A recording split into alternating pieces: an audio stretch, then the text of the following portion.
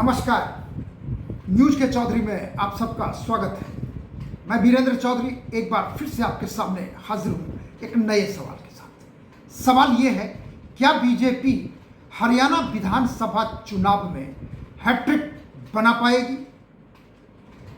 आइए इसी सवाल पर देखते हैं न्यूज के चौधरी। चुनाव आयोग ने हरियाणा विधानसभा चुनाव और जम्मू कश्मीर विधानसभा चुनाव की घोषणा कर दी है। हरियाणा में 1 अक्टूबर को विधानसभा चुनाव होंगे और परिणाम घोषित होगा 4 अक्टूबर को। और जम्मू कश्मीर में चुनाव होगा 3 फेज में। पहला फेज 18 सितंबर, दूसरा फेज 25 सितंबर और तीसरा फेज 1 अक्टूबर। अब परिणाम घोषित होगा 4 अक्टूबर को। अब सवाल उठता है कि क्या हरियाणा में बीजेपी हैट्रिक बनाएगी?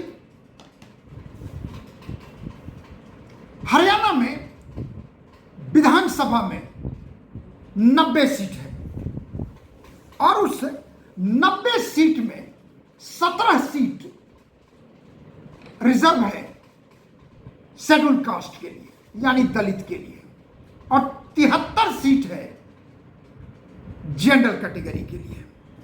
और यदि विधानसभा में चुनाव में कुल वोटर की संख्या जानना चाहेंगे, वो है 2 करोड़ 1 लाख, जिसमें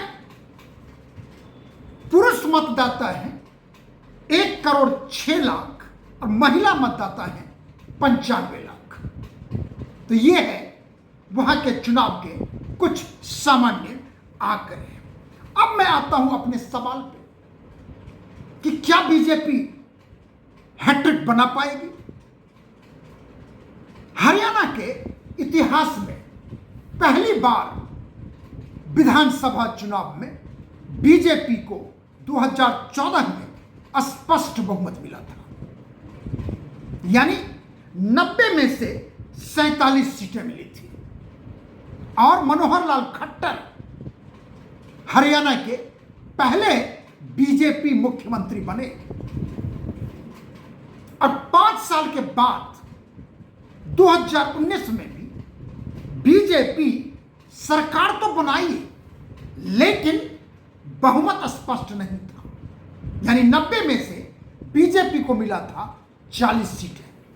लेकिन बीजेपी ने जेजेपी दुष्यंत चौटाला की पार्टी के साथ अलायंस किया, जिन्हें 10 सीटें मिली थी और फिर से लगातार दूसरी बार उनकी सरकार जारी रही, यानी 2014 में और 2019 में।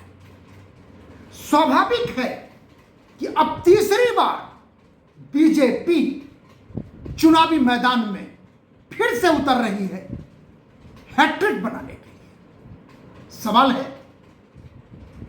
होगा क्या?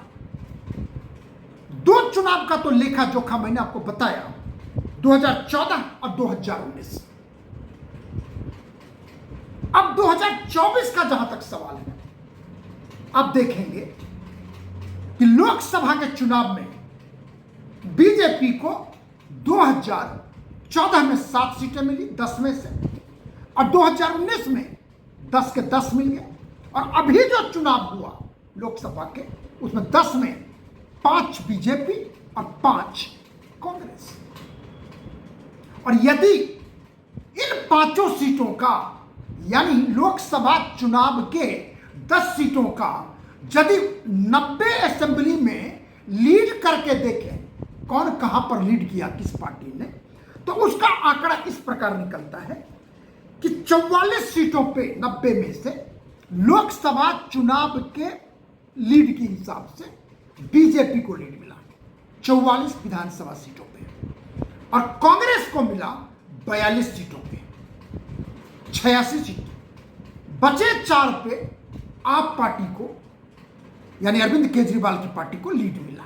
तो कुल 90 सीटों में 44 सीटों पर लीड बीजेपी, 42 सीटों पे कांग्रेस और 4 सीटों पे आप।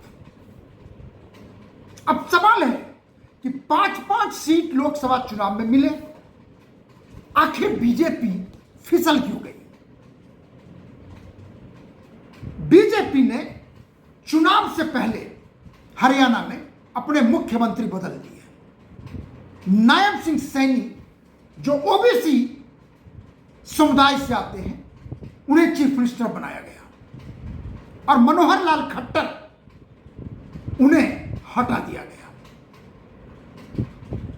साफ इशारा था कि लोकसभा चुनाव से पहले यह निर्णय लिया गया, क्योंकि भारत की राजनीति में कास्ट मैटर्स। उसी प्रकार उसी आधार पर सैनी को बनाया गया, चूंकि वो ओबीसी से आते हैं।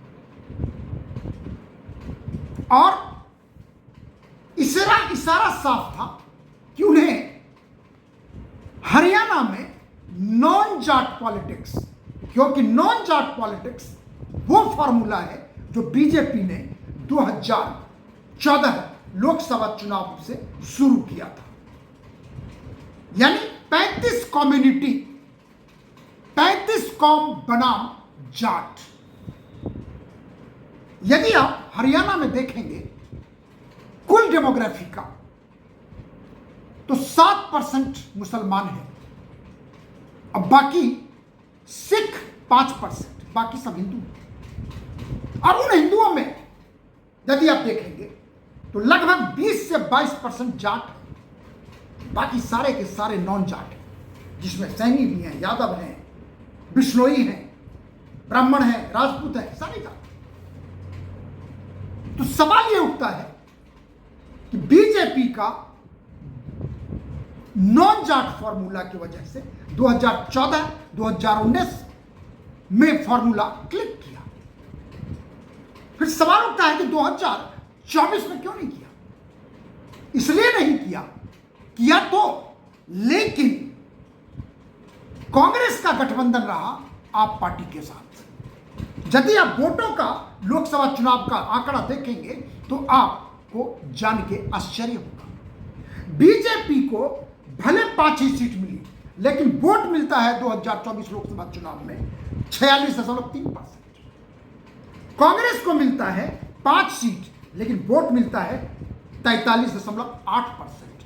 यानी यहां पर 2.5% का लीड है बीजेपी को कांग्रेस से, लेकिन वोट में लीड है, सीट में नुकसान है।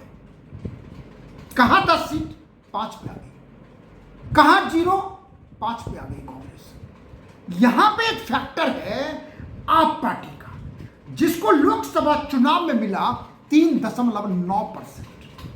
और यदि कांग्रेस के वोट में 3.9% को जोड़ दीजिए तो बन जाता है वो 47.7%। और जब ये 47.7% बनता है तो निश्चित है कि बीजेपी तकरीबन 1.5% यानी 1.4% वोट परसेंटेज घट जाता है।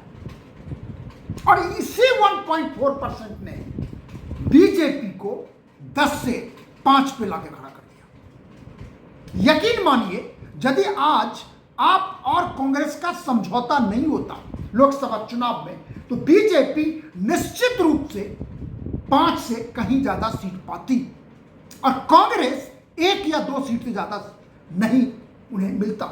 लेकिन चूंकि अलायंस था, उस अलायंस ने बीजेपी को भारी नुकसान पहुंचाया। अब देखते हैं कि ये रहा 2024, 2019 और 2014।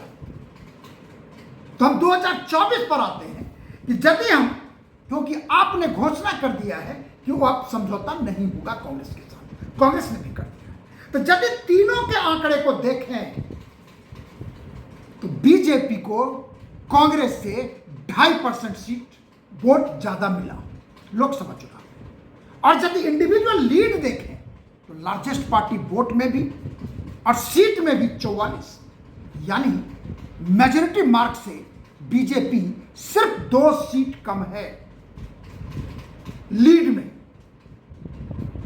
और चूंकि कांग्रेस का अलायंस नहीं है तो निश्चित रूप से जो ये 42 का जो लीड है वो नीचे जाएगा। इसलिए हमारा मानना है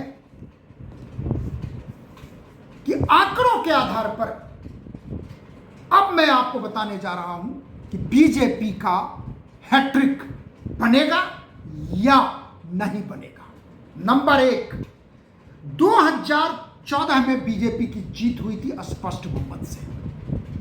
2019 में बीजेपी जेजेपी के सहयोग से सरकार बनाई थी। 2024 में लोकसभा का आंकड़ा जो कह रहा है कांग्रेस बनाम बीजेपी, निश्चित रूप से बीजेपी का लीड है और वो लीड है 2.5% वोट का।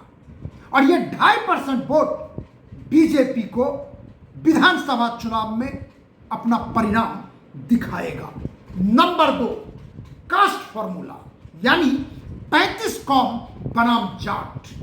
बीजेपी खुल के 2014 की तरह अब की बार भी नॉन जाट पॉलिटिक्स पर पूरी तरह से जोर दे रहा है और इसका प्रमाण तब मिला था जब नायब सिंह सैनी को मुख्यमंत्री बनाया गया, मनोहर लाल खट्टर को हटा के, न कि किसी जाट को।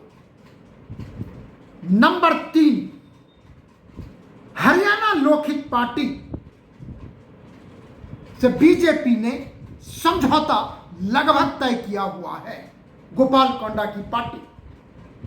और नंबर 4, जो मैं कास्ट फैक्टर कह रहा था, नॉन जाट, जिसमें नायब सिंह सैनी ओबीसी से आते हैं और एक ओबीसी के लिए खास मैसेज है जिसका प्रभाव विधानसभा चुनाव पर पड़ेगा। और 5वां, मोदी फैक्टर। नरेंद्र मोदी जब से भारत के चुनावी इतिहास यानी लोकसभा चुनाव में आए हैं 2014 से, निश्चित रूप से उनका एक अलग तरह का स्विंग रहा है। आप कह सकते हैं कि 240 फिर क्यों मिला, उसका खास वजह यह था उत्तर प्रदेश। यदि उत्तर प्रदेश में पिछली बार की तरह ही सीट मिला होता तो बीजेपी स्पष्ट बहुमत पा गई होती। इसलिए इसका मतलब यह नहीं है कि नरेंद्र मोदी फैक्टर काम नहीं कर रहा है। Narendra Modi factor matters since 2014 Lok Sabha election even till today. इसलिए मेरा मानना है, आंकड़ा कहता है 35 कम्युनिटी बनाम जाट। तीसरा, अलायंस विथ गोपाल कांडा। चौथा, नायब सिंह सैनी फैक्टर। 5वां, मोदी फैक्टर। इसलिए मेरा मानना है, मेरा अनुमान है कि बीजेपी हरियाणा में लगातार तीसरी बार हैट्रिक बनाने जा रही है। यानी बीजेपी फिर से तीसरी बार हरियाणा में सरकार बनाएगी यदि अन्य बातें सामान्य रही तो। लेकिन यह है हमारा अनुमान और परिणाम के लिए हम सबको करना होगा इंतजार 4 अक्टूबर का, जब हमें पता चलेगा कि बीजेपी हैट्रिक बना पाई या नहीं बना पाई। आखिर में यदि आपको यह कार्यक्रम अच्छा लगता है इसे आप लाइक करें, शेयर करें। तो कुछ कहना चाहते हैं तो कमेंट सेक्शन में जाकर अपनी बात जरूर लिखें। और एक आग्रह आपसे कि मेरे YouTube चैनल को आप जरूर सब्सक्राइब करें, क्योंकि आपके सब्सक्राइब करने के वजह से ही आज हम आपसे अपनी बात साझा कर रहे हैं और करते रहेंगे। बहुत बहुत धन्यवाद। नमस्कार।